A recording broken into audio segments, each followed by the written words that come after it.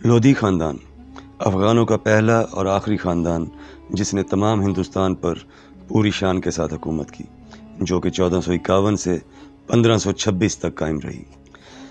افغان ایک قوم کا نام ہے جو بنی اسرائیل سے تعلق رکھتے ہیں اور حضرت بنیامین بن حضرت یعقوب علیہ السلام کے اولاد ہیں۔ اسرائیل حضرت یعقوب علیہ السلام کا لقب ہے، جس کی وجہ سے حضرت یعقوب علیہ السلام کے 12 بیٹوں کی تمام اولاد بنی اسرائیل کہلاتی ہے۔ افغان قوم حضرت یعقوب علیہ السلام کے سب سے چھوٹے بیٹے حضرت بنیامین علیہ السلام کی اولاد ہونے کی وجہ سے بنی اسرائیل کہلاتی ہے۔ اسرائیل کے بادشاہ ملک طالوت، جن کا ذکر قرآن پاک میں بھی ہے اور جنہیں ملک کا خطاب قرآن پاک میں دیا گیا، ان کے پوتے افغنا کی اولاد اپنے باپ کی نسبت سے افغان کہلاتی ہے۔ افغنا عبرانی زبان کا نام ہے جس کے معنی ہیں عزت، شان، وقار، اور افغان کے معنی ہیں عزت والا، شان والا، اونچے رتبے والا۔ چنانچہ افغنا کی اولاد ان کے نام کی نسبت سے افغان کہلاتی ہے، اور بادشاہ بنی اسرائیل ملک طالوت کو ملنے والے خطاب ملک کی وجہ سے تاریخ میں بہت سے افغان سرداروں کے ناموں کے ساتھ ملک لکھا ہوا پایا جاتا ہے، لیکن دور حاضر میں افغانوں میں ملک صرف جرگہ کے رکن یا بڑے بڑے قبائلی سردار ہی کہلاتے ہیں۔ عام طور پر افغانوں میں اپنے ناموں کے ساتھ ملک کا استعمال نہیں ہوتا، لیکن اب دیگر کئی قومیں اس لفظ کو اپنے ناموں کے ساتھ استعمال کرتی ہیں، جن سے اگر پوچھا جائے کہ کیوں، تو کوئی جواب نہیں ملتا۔ عام طور پر لوگ سمجھتے ہیں کہ شاید افغانستان میں رہنے والے لوگ ہی افغان کہلاتے ہیں۔ نہیں، افغان ایک قوم ہے جو کہ ساری دنیا میں آباد ہے۔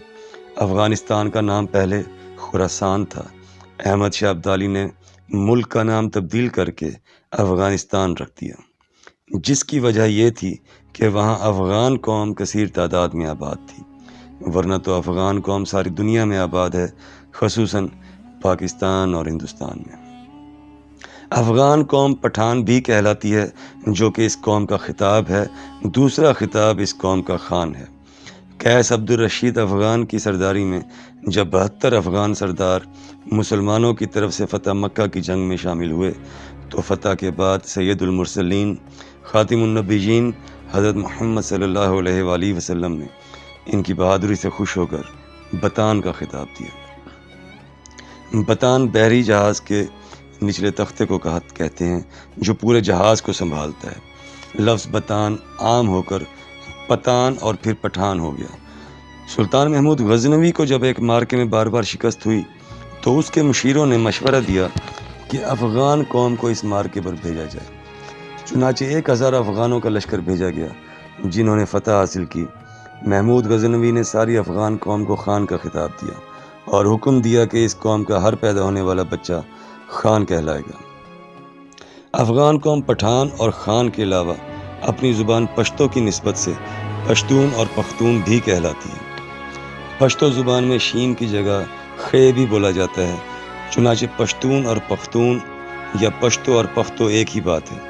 جب حضرت سلیمان بنی اسرائیل کے بادشاہ بنے اور بیت المقدس بنانے کا وقت آیا اور ارادہ کیا گیا، تو سردار افغنا سپہ سالار نے اس کام کو اپنی نگرانی میں سر انجام دینے کی خواہش ظاہر کی۔ حضرت سلیمان ملک طالوت کے نواسے اور افغنا ملک طالوت کے پوتے تھے۔ بیٹوں کے چھوٹے ہونے کی وجہ سے ملک طالوت کے بعد بادشاہت ان کے داماد حضرت داؤد علیہ السلام کو ملی، اور پھر حضرت سلیمان علیہ السلام بادشاہ بنے۔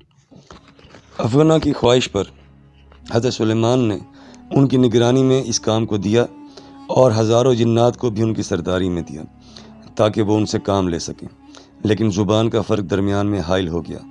چنانچہ جنات نے افغنا کو اپنی زبان سکھائی، اور افغنا کی اولاد افغانوں نے بجائے عبرانی زبان کے اسی زبان کو اپنایا جس کا نام پشتو ہے۔ لیکن جیسے جیسے افغان قوم کی تعداد بڑھتی گئی اور وہ دنیا کے مختلف علاقوں میں پھیلنے لگے، تو بہت سے افغانوں نے انہی علاقوں کی زبانیں اور لباس کو اپنا لیا جہاں جہاں وہ آباد ہوئے۔ جیسا کہ حضرت علی رضی اللہ تعالیٰ عنہ کی اولاد تمام عربی ہے لیکن سید کہلاتی ہے، لیکن جو جہاں آباد ہے وہیں کی زبان بولتا ہے۔ تمام سید عربی تو نہیں بولتے، عرب میں رہنے والے عربی بولتے ہیں، پنجاب میں رہنے والے سید پنجابی بولتے ہیں، سندھ میں رہنے والے سید سندھی بولتے ہیں۔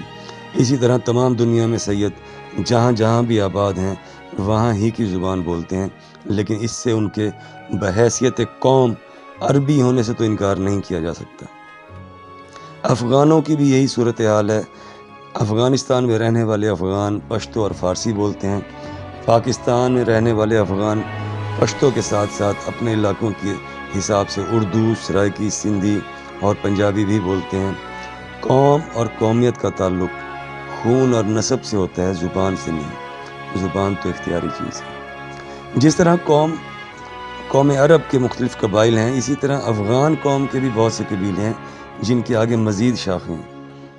لودھی افغان قبیلہ افغانوں کا دوسرا سب سے بڑا قبیلہ ہے، جس کی ذیلی شاخوں میں دوتانی، نیازی، لوہانی، شروانی، سوری، غلزئی، مروت، یوسف خیل اور شاہو خیل شامل ہیں۔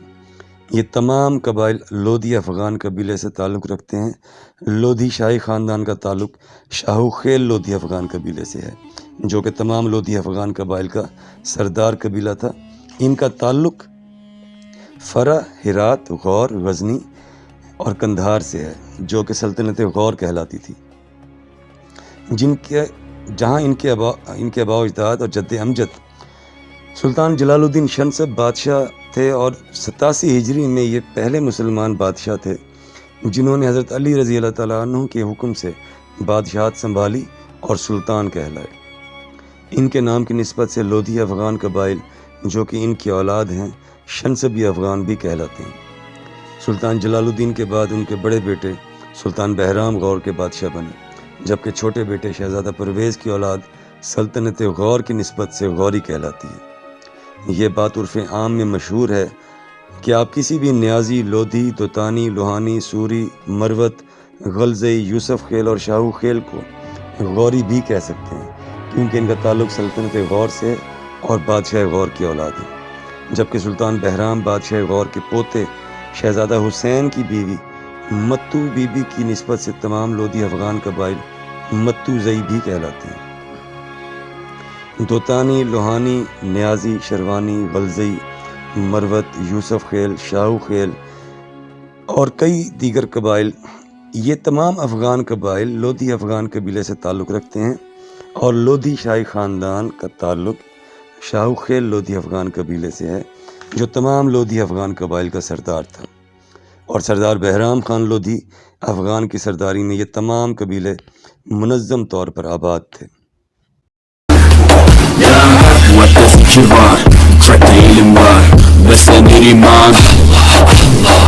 Her yer ihtilaf, şer ve istilah, bence bir liman. Gerçekler kitapta yazılı bir Kur'an. Kurban, hurdaç, flow, mus'ab. Anlatır hak kitap, yalan ve hakikat. Cabası tarikat. Sana yobaz derler, böyle olmaz derler. Onlar gibi düşünmedikçe çoban derler. Biz Müslümanız, düşüncemiz hüsnü zandır. Bak istediğin güçle saldır. Biz Rabbe müptelayız işimde Allah, elimde Allah, zikrimde Allah, fikrimde Allah. Nefse ikamet, hem de tek çare Allah. Bu hayat imtihan, şeytandan intikam, sayısız iltifat Allah. Güvendiğin dağlara kar yağar bak ancak Allah asla.